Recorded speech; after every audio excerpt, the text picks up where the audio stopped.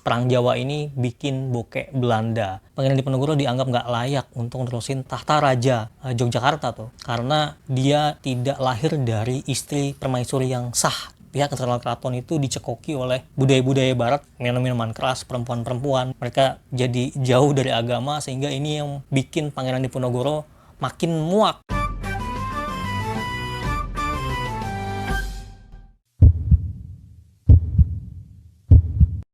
Halo sore-sore, ketemu lagi nih sama saya R.E. Sutanto, editor Lentera App. Kali ini di Editor's Choice. Nah, Editor's Choice ini adalah satu segmen ya di YouTube-nya Lentera yang ngomongin soal pilihan buku dari editor. Nah, pilihan buku dari saya kali ini adalah, karena ini temanya juga 17-an ya, kemerdekaan. Saya mau buka dengan gimana jadinya kalau sosok pemimpin Perang Jawa, pahlawan nasional Republik Indonesia, juga pernah dianggap sebagai Ratu Adil, itu digambarkan atau direpresentasikan gitu ya ke dalam sebuah fiksi atau ke dalam sebuah novel yang mana genre-nya ini bisa dibilang sebagai fiksi sejarah. Nah, kali ini saya akan bahas novel judulnya Diponegoro 1825 yang teman-teman bisa baca secara gratis di Lentera App. Ini novel, ini bukan buku non-fiksi. Itu cerita soal Pangeran Diponegoro dan peristiwa Perang Jawa yang terjadi pada 1825 sampai 1830. Khususnya di novel ini, Perang Jawanya itu dikisahkan di tahun 1825 gitu. Jadi awal mula terjadinya tuh kayak gimana tuh diceritain di buku ini. Novel ini asik dan seru banget buat diikutin karena cara bertutur yang digunakan oleh penulisnya ini enak banget gitu ya. Jadi kita bisa mengetahui peristiwa Perang Jawa, Pangeran Diponegoro lewat narasi yang diantarkan oleh penulisnya. Nah, karena ini juga sebuah fiksi, sebuah novel gitu, ada juga unsur imajinatifnya.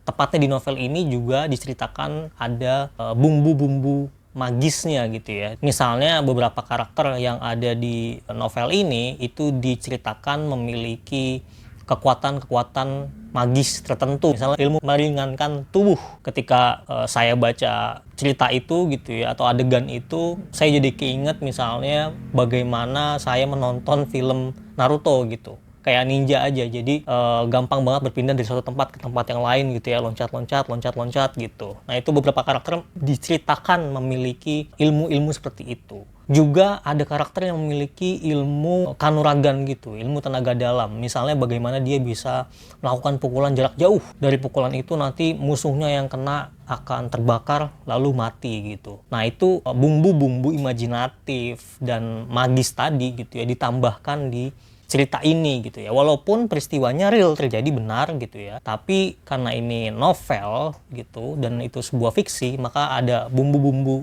imajinasinya juga di situ diletakkan. Nah, apakah hal tersebut benar terjadi pada saat itu gitu? Nah, itu kan mitos yang sering kita dengar ya, bahwa kita lumrah mendengar itu bahwa raja-raja terdahulu, pemimpin-pemimpin perang terdahulu itu boleh jadi memiliki satu keistimewaan tertentu gitu dalam menghadapi Belanda gitu. Memang sulit buat dipahami gitu ya mengenai kekuatan-kekuatan magis seperti itu, tapi bukan sebuah hal yang mustahil, karena beberapa literatur juga menyebutkan kalau raja-raja terdahulu, pemimpin perang terdahulu, ulama-ulama, wali songo dan lain-lain gitu, memang memiliki kedekatan khusus dengan Tuhan, dan boleh jadi Tuhan memberikan karomahnya tuh atau keistimewaannya kepada mereka sehingga mempunyai kekuatan-kekuatan istimewa dalam menghadapi Belanda. Buat yang belum pernah tahu atau baca soal Pangeran Diponegoro dan peristiwa Perang Jawa, novel ini bisa banget jadi permulaan bagi sora-sora semua untuk tahu mengenai peristiwa tersebut gitu ya. Karena tokoh-tokoh di dalam novel ini juga bisa dirujuk kepada tokoh real, tokoh nyata yang memang pada saat itu ada gitu ya, dan sosoknya itu merupakan fakta sejarah. Dan sebetulnya di antara perang-perang lain yang terjadi di Nusantara atau di Indonesia, Perang Diponegoro ini relatif mudah diingat secara tahun kejadian atau kurun waktu kejadian. Kenapa? Karena waktu kejadiannya itu, rentang waktunya itu terjadi habis maghrib. 18.25 sampai 18.30 itu kan setengah 7 tuh ya. Jadi kalau ditanya kapan terjadinya perang di Penogoro atau perang Jawa, habis maghrib ya. Ingat, gampang gitu ya, tahun 1825 sampai 1830. Tapi jangan salah, walaupun perang ini terjadi selama 5 tahun, tapi banyak tuh literatur yang menyebutkan bahwa perang Jawa ini bikin bokeh Belanda. Karena materi yang dikeluarkan oleh Belanda, karena pasukan yang dikerahkan oleh Belanda, karena kekuatan yang dikerahkan oleh Belanda ini jor-joran. Kenapa?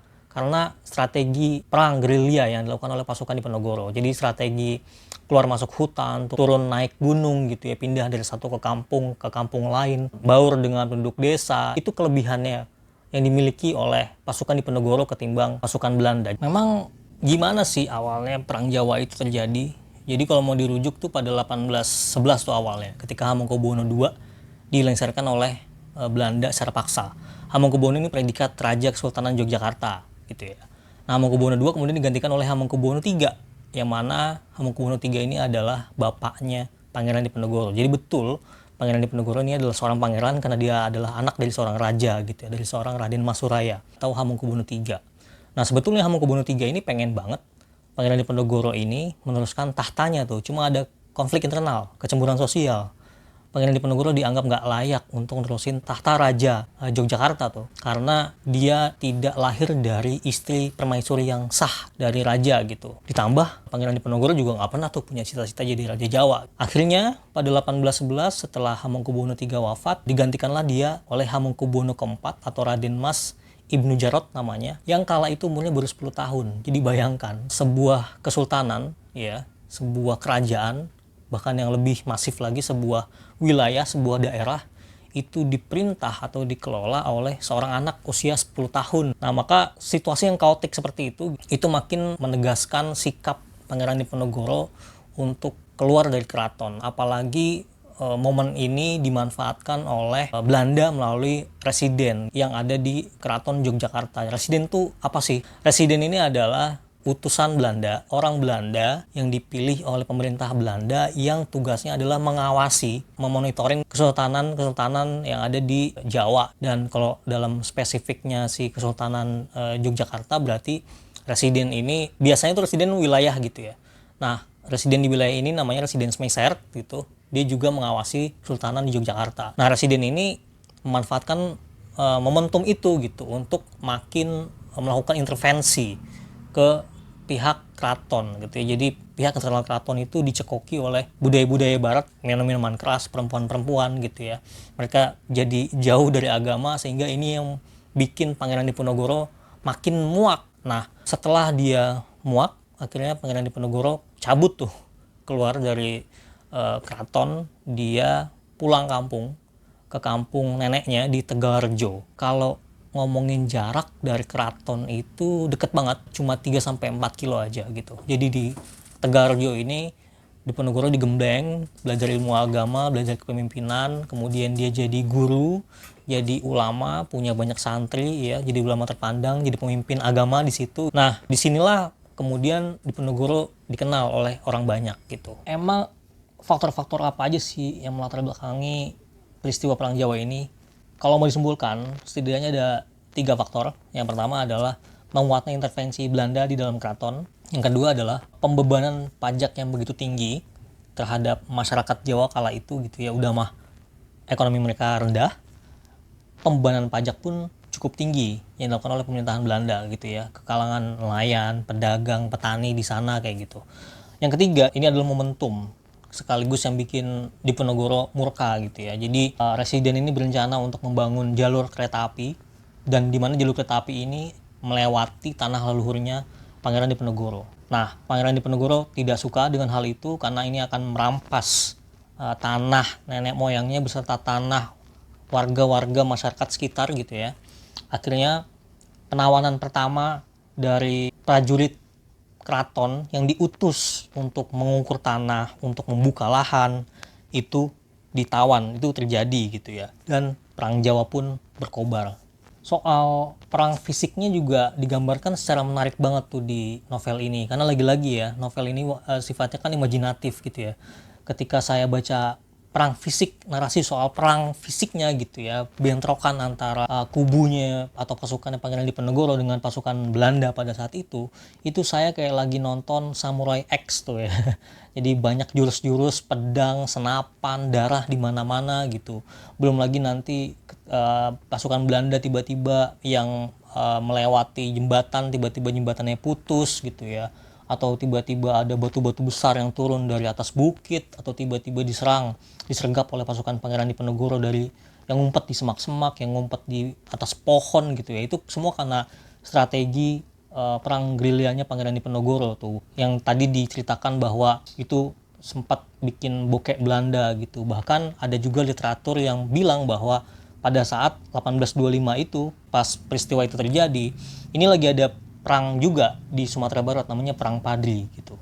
Nah, prajurit Perang Padri bahkan ditarik lagi untuk menghadapi Diponegoro di Jawa. Jadi bayangin, prajurit dari Sumatera Barat ditarik pulang ke Jawa untuk menghadapi Diponegoro. Belum lagi nanti ada bantuan-bantuan dari Surabaya, dari Madura, dari Semarang, dan lain-lain. Nah, inilah yang bikin gimana Perang Jawa ini sangat-sangat sohor, sangat besar, dan sangat luas dampaknya bagi Belanda. Jadi buat teman-teman yang pengen tahu sejarah Pangeran Diponegoro dan bagaimana Perang Jawa itu terjadi, novel ini cocok banget dibaca. Apalagi buat teman-teman yang mungkin nggak suka sama bahasa yang terlalu berat, terlalu kaku, sebagaimana buku-buku sejarah, itu novel ini sangat cocok. Terlebih sayang banget gitu ya kalau kita sebagai orang Indonesia nggak tahu salah satu perang yang paling besar yang pernah terjadi di negara kita, yaitu Perang Jawa. Tapi apakah segala hal yang diungkapkan atau diantarkan di dalam novel ini adalah sesuatu yang